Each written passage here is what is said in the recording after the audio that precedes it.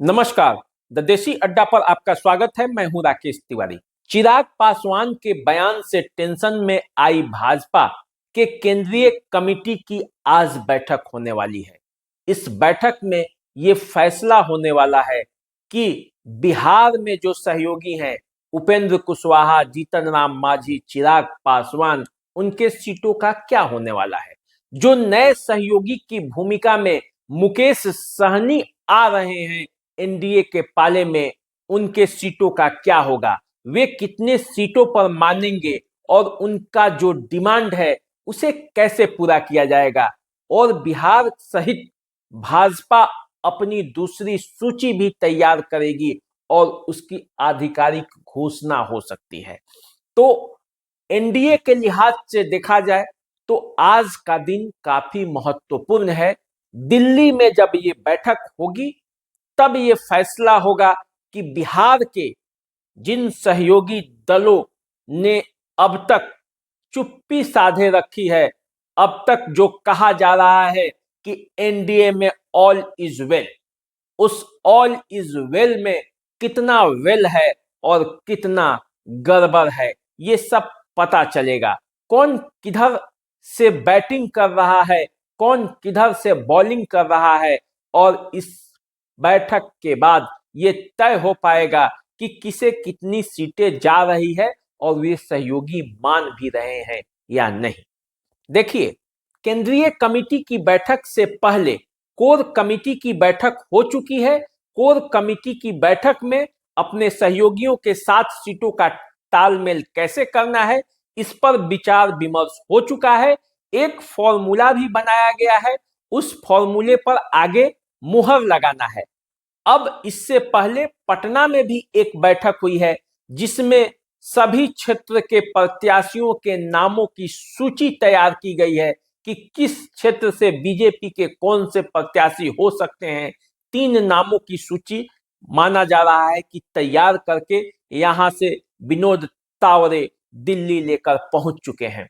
वहां केंद्रीय कमेटी में इन नामों पर विचार होगा। इसके साथ साथ कौन से सहयोगी किस सीट पर चुनाव लड़ेंगे, उनका डिमांड क्या है और कैसे उस मामले को सलटाया जाए, इस पर भी अंतिम मुहर लगना बाकी है। नीतीश कुमार ने भी अपने सीटों की सूची सौंपकर विदेश में है। ऐसा माना जा रहा है कि भाजपा उन्हें जल्द से जल्द विदेश दौरा खत्म कर आने के लिए बोला है, वो आ भी रहे हैं। ऐसा माना जा रहा है कि चिराग पासवान 4 सीटों की जो भाजपा उन्हें देना चाहती थी, वे 5+1 पे अड़े हुए हैं। लेकिन अब मामला क्या होगा जब चिराग पासवान का ये बयान आ गया है कि उनका गठबंधन जनता के साथ है। किसी गठबंधन में वे हैं नहीं, हालांकि उन्होंने बोला नहीं है ये बात, लेकिन उनका इशारा था।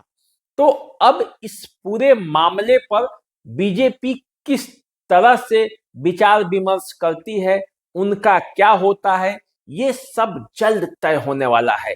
इसके लिए दिल्ली में बैठक हो रही है और अंतिम निर्णय ले लिया जाएगा। अब ऐसा माना जा रहा है कि इस गठबंधन में मुकेश सहनी की भी एंट्री तय मानी जा रही है। मुकेश सहनी मल्लाह जाति से आते हैं, सन ऑफ मल्लाह कहलाते हैं, अपने आप को कहते भी हैं, और निषाद जाति के आरक्षण को लेकर वे बड़ी तत्परता से और बड़ी मजबूती से अपनी आवाज उठाते रहे हैं। देखिए, बिहार में 3 बड़े नेता, युवा नेता हैं जिनके सभाओं में भीड़ होती है।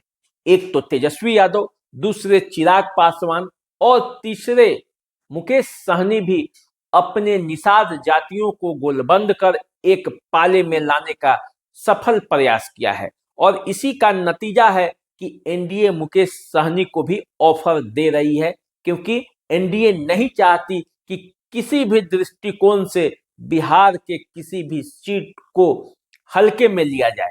और इसलिए वो चाहती है कि जब टारगेट 40 का 40 है तो फिर सबको एक साथ जोड़कर रखा जाए।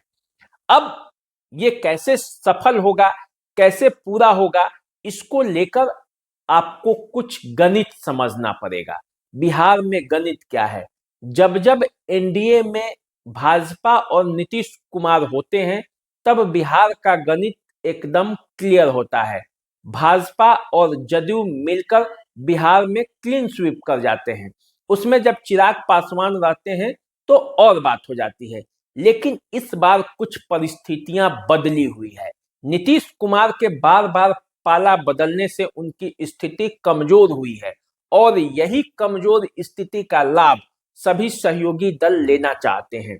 अब जो एनडीए के सहयोगी मुख्य हैं, चिराग पासवान, उपेंद्र कुशवाहा, जीतन राम मांझी और इसमें मुकेश सहनी की यदि एंट्री हो जाती है, जदयू है ही, भाजपा है ही, तो मिलाकर पूरा समीकरण जो है एनडीए के पक्ष में आ जाता है।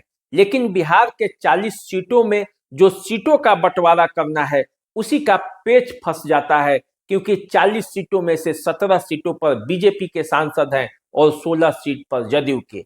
तो हर स्थिति में बीजेपी 17 सीटों पर चुनाव लड़ना चाहती है। जनता दल यू भी 16 से कम सीट पर चुनाव लड़ना नहीं चाहती। जनता दल ये भी चाहती है कि मुकेश सहनी को पाले में ले लिया जाए।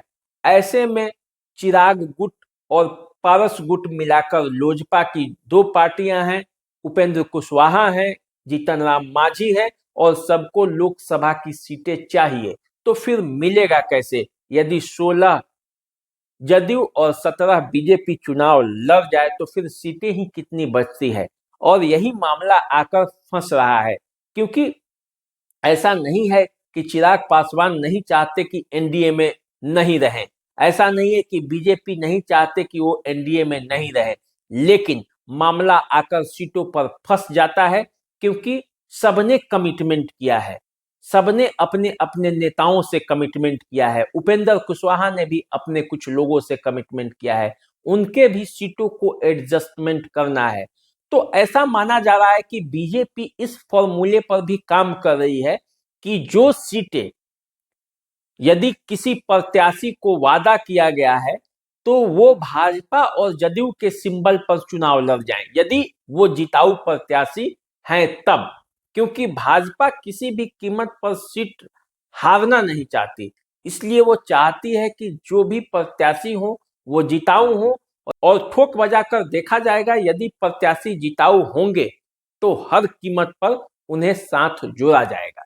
ये जो चुनाव है ये केंद्र में सरकार बनाने का है, तो भाजपा हर कीमत पर यह चाहती है कि सीटों की संख्या उनकी ज्यादा रहे, ताकि कोई कल होकर ऐसा मामला नहीं फंसे जिसमें उसे सीटें कम आ जाए और उसे समझौता करना पड़े। इसलिए बीजेपी बिहार में बड़े भाई की भूमिका में रहना चाहती है। एक सीट भी भले ज्यादा हो लेकिन वो ज्यादा सीटों पर ही चुनाव लड़ेगी, और ऐसे में पूरा पेच फंसा हुआ है और इसी पेच को सुलझाने के लिए आज केंद्रीय कमेटी की जब बैठक दिल्ली में हो रही है तो ये फैसला होगा। ऐसा बताया जा रहा है कि शाम 6 बजे से केंद्रीय कमेटी की बैठक होगी और तब बिहार के इन सीटों पर फैसला होगा। तब तक आप सांस थाम कर इंतजार कीजिए कि क्या होता है। सीट शेयरिंग का मामला कब तक इसका हल निकलता है, कौन कौन पार्टियों को कितने सीट मिलते हैं, इसके आधिकारिक घोषणा 1-2 दिनों में होने के आसार दिख रहे हैं। आज जब बैठक होगी तो ये फैसला हो जाएगा और नीतीश कुमार के आते ही या नीतीश कुमार के अनुपस्थिति में भी घोषणा हो सकता है, क्योंकि नीतीश कुमार भी लगातार संपर्क में हैं भाजपा के केंद्रीय कमेटी के। ऐसा माना जा रहा है कि कुछ न कुछ फैसला आज लिया जाएगा और जब फैसला होगा तो पता चल जाएगा। वैसे चिराग पासवान ने भी कहा है कि सहमति बन जाएगी। उपेंद्र कुशवाहा से भी जब संजय जायसवाल मिले और सीटों को लेकर बातचीत हुआ तो उपेंद्र कुशवाहा ने भी ऑल इज वेल कहा है। नित्यानंद राय संतोष सुमन से मिल चुके हैं, जेपी नड्डा से चिराग पासवान मिलकर अपनी बातें रख चुके हैं। सबने सब तक अपनी बातें पहुंचा दी है। अब जब नीतीश कुमार की बातें, चिराग पासवान की बातें, उपेंद्र कुशवाहा की बातें, मुकेश सहनी की बातें, जीतन राम मांझी की बातें जब अमित शाह, मोदी, बीएल संतोष और भाजपा चुनाव कमेटी के लोग जब बैठेंगे तो जब सामने आएगी तो तय होगा। तो चलिए इंतजार करते हैं, देखते हैं कि उधर से फैसला क्या आता है। आप भी इंतजार कीजिए। अब तक यदि आप देसी अड्डा को सब्सक्राइब नहीं किए होंगे तो यूट्यूब पे द देसी अड्डा चैनल को सब्सक्राइब कर लीजिए। फेसबुक, इंस्टाग्राम पे हमें फॉलो कीजिए। नमस्कार।